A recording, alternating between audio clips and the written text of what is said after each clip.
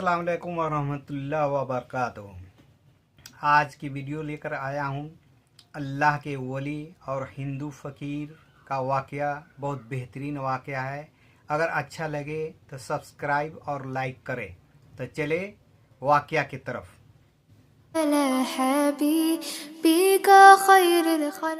दोस्तों, आज का वाकया एक हिंदू फकीर और नेक अल्लाह वाले बुजुर्ग का है। एक हिंदू फकीर लोगों के पास जाकर भीख मांगा करता। ये लोगों के पास जाता और कहता, मुझे भगवान के नाम पर कुछ दे दो। जो गैर मुस्लिम लोग होते वे उसे कुछ ना कुछ दे देते, क्योंकि भगवान के नाम पर मांगता था। इसी तरह उसे भीख मांगते मांगते काफी अरसा गुजर गया। उसने इस भीख मांगने को ही अपने खाने कमाने का जरिया बना रखा था और इसी से अपना गुजर बसर चलाता था। एक दिन यह भीख मांगता मांगता ऐसी जगह पर पहुंचा जहां एक मुसलमान अल्लाह वाले बुजुर्ग बैठे इबादत में मशगूल थे। इस हिंदू फकीर ने उस मुसलमान बुजुर्ग से कहा कि मुझे भगवान के नाम पर कुछ दे दो। बुजुर्ग तो जिक्र तिलावत में मशगूल थे। उन्होंने आंख खोलकर उस फकीर की तरफ देखा और उससे कहा, मेरे पास तुम्हें देने के लिए कुछ नहीं है, तुम यहां से जा सकते हो। वह फकीर कहने लगा, वाह जी वाह बाबा, आप यह कैसे कह रहे हैं कि आपके पास मुझे देने के लिए कुछ भी नहीं? आपके सामने यह पानी का गिलास रखा हुआ है, आप मुझे गिलास ही दे दीजिए। मैं इसी से अपना काम चला लूंगा और यहां से चला जाऊंगा। इस गिलास को कोई ना कोई तो खरीद ही लेगा। बुजुर्ग ने कहा, तुम्हारी बात बिल्कुल दुरुस्त है, यह गिलास मैं तुम्हें जरूर दे देता। अगर तुम मेरे अल्लाह के नाम पर मांगते तो मैं बगैर किसी परेशानी के तुम्हें दे देता, मगर तुम भगवान के नाम पर मांग रहे हो और मैं भगवान को नहीं मानता। मैं सिर्फ अल्लाह को मानता हूं, जो हम सबका रब है। वह अकेला है, उसका कोई शरीक नहीं है और ना ही कभी उसको मौत आएगी और ना उसको किसी ने पैदा किया है। वह हमारा रब है, उसी ने जमीन और आसमान को बनाया है, उसी ने जन्नत बनाई है। वही हमारा रब है जिसने जहन्नुम बनाई है। वही कयामत के दिन का मालिक है, वही मुर्दों को दोबारा जिंदा करता है।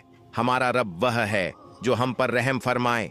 हमारा रब वह है जो इस सारी दुनिया को खत्म कर देगा और ऐसी खत्म करेगा कि कोई भी बाकी ना रहेगा, कोई भी नहीं बचेगा। हमारा रब वह है जो कयामत वाले दिन हिसाब और किताब लेगा। वह दिन गुनाहगारों के लिए बड़ा भारी होगा। इसीलिए मैं किसी भगवान को नहीं मानता, मैं तो सिर्फ अल्लाह को मानता हूं। अगर तुम अल्लाह के नाम पर मुझसे कुछ मांगते तो मैं जरूर तुम्हें दे देता। इसलिए भगवान के नाम पर देने के लिए मेरे पास तुम्हारे लिए कुछ भी नहीं है, इसलिए तुम यहां से जा सकते हो। फकीर को बुजुर्ग की बात सुनकर बड़ी हैरानी हुई कि अगर मुझे यह कुछ पहले पता होता तो मैं इससे अल्लाह के नाम पर ही कुछ मांग लेता, लेकिन मैं तो हिंदू हूं, इस बुजुर्ग के पास जाकर कैसे कह सकता था कि अल्लाह के नाम पर कुछ दे दो। उसके बाद वह फकीर वहां से वापस चला आया, मगर उसके दिल में हसरत बाकी रह गई कि दोबारा इस बुजुर्ग के पास जाकर नए तरीके से कुछ मांगूंगा। चंद दिनों के बाद यह फकीर उस बुजुर्ग के पास गया। वह बुजुर्ग अपनी आदत के मुताबिक इबादत में मशगूल थे। फकीर ने बुजुर्ग से आकर कहा, मुझे अल्लाह के नाम पर कुछ दे दो। बुजुर्ग ने जैसे ही उस फकीर के बात सुनी तो कहा कि बताओ तुम्हें क्या चाहिए। फकीर ने कहा, मैं दौलतमंद बनना चाहता हूं, काफी बड़ा अमीर आदमी बनना चाहता हूं। मैं इस फकीरी से परेशान हो चुका हूं।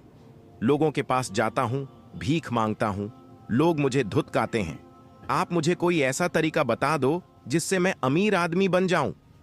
बुजुर्ग ने फकीर से कहा, तुम 7 दिन मेरे पास गुजार लो, 7 दिन गुजारने के बाद तुम्हें सब कुछ मिल जाएगा। यह फकीर हिंदू था, लेकिन फिर भी बुजुर्ग के पास रहने को राजी हो गया।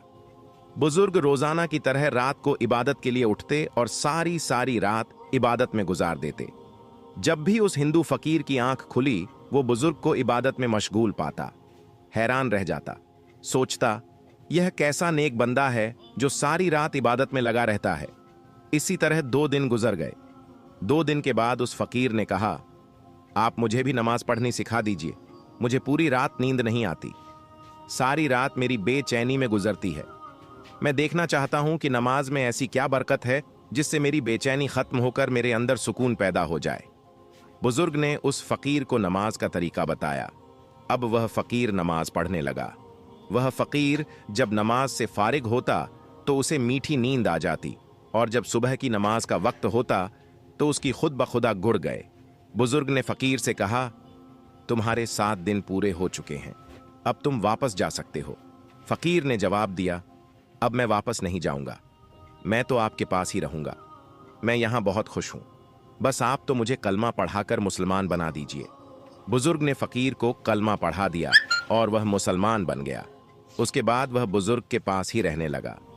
एक दिन बुजुर्ग ने फकीर से पूछा, अब तुम्हें पैसे की जरूरत नहीं है, जैसा तुम दौलतमंद और मालदार आदमी बनना चाहते थे। फकीर ने जवाब दिया, जब मैं आपके पास आया तो मेरे अंदर पैसा कमाने की बेचैनी थी। मैं चाहता था इतना बड़ा मालदार बन जाऊं कि दुनिया के ऊपर हावी हो जाऊं, पर जब से मैं आपके पास आया हूं और नमाज पढ़ने लगा हूं, अब मुझे ऐसा लगने लगा जैसे नमाज के अंदर ही सब कुछ है, और अचानक ही सारी की सारी बेचैनी खत्म हो गई। माल और दौलत की तरफ तो मेरी कोई तवज्जो ही नहीं रही। अब मैं कलमा पढ़कर मुसलमान बन गया हूं, और जब से मैं मुसलमान बना हूं, दुनिया से मेरा भरोसा उठ गया है। अब मैं अपने हकीकी मालिक की ही इबादत करता हूं और उसी से मांगूंगा। अब मुझे दुनिया से कुछ नहीं चाहिए, बस मेरी आखिरत सुधर जाए, मेरे लिए यही काफी है। बुजुर्ग के दिल में ख्वाहिश पैदा हुई कि मैं बैतुल मुकद्दस जाकर जियारत कर लूं। बुजुर्ग ने इरादा किया और सफर पर रवाना हो गए। चलते चलते रास्ता भूल गए तो काफी परेशानी हुई, और परेशानी के आलम में यह सोच रहे थे कि किसी से रास्ता मालूम कर लूं। इतने में एक बुजुर्ग औरत नजर आई। यह बुजुर्ग औरत काफी अच्छी इबादत गुजार नेक औरत मालूम पड़ती थी।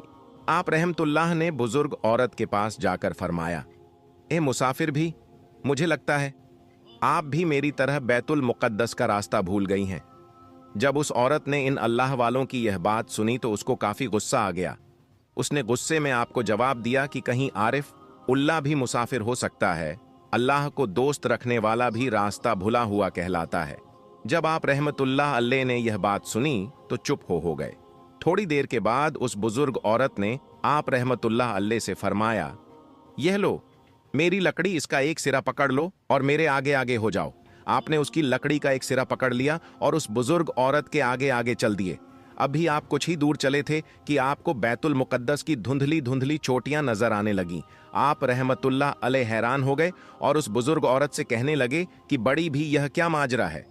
अभी तो हम चंद ही कदम चले हैं और बैतुल मुकद्दस भी पहुंच गए। उस बुजुर्ग औरत ने जवाब दिया, ए शख्स, तुम्हारी रफ्तार जाहिद जैसी है और मेरी रफ्तार आरिफ जैसी है। जहद सियार है और आरिफ तैयार है। अब आप ही सोचिए, कहां चलने वाला और कहां उड़ने वाला। यह कहकर वह बुजुर्ग औरत आप रहमतुल्लाह अल की आंखों से ओझल हो गई। आप उस बुजुर्ग औरत को ढूंढते रहे, लेकिन वह कहीं भी नजर नहीं आई। अल्लाह के नेक बंदों को अल्लाह ताला खुद रास्ता दिखाते हैं। बड़ी से बड़ी परेशानी और मुश्किलात आसान हो जाती है। अल्लाह ताला के ऐसे बंदे भी मौजूद हैं जो अल्लाह ताला के बंदे को रास्ता दिखाते हैं। अल्लाह ताला अपने नेक बंदों पर रहम फरमाए और हमें भी उनकी तरह सीधे रास्ते पर चलने की तौफीक। वीडियो में जब तक खुदा हाफिज।